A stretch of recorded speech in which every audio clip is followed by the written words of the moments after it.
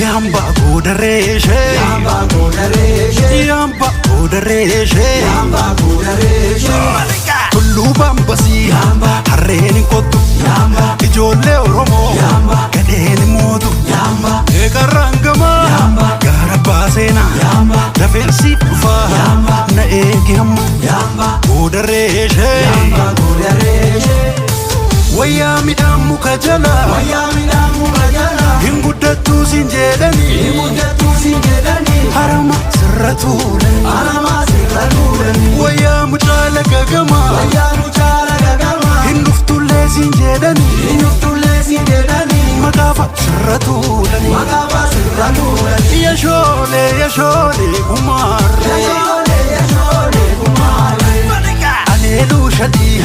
Mane Jobra, Kane Nyutati, Kolombra, Otakatanu,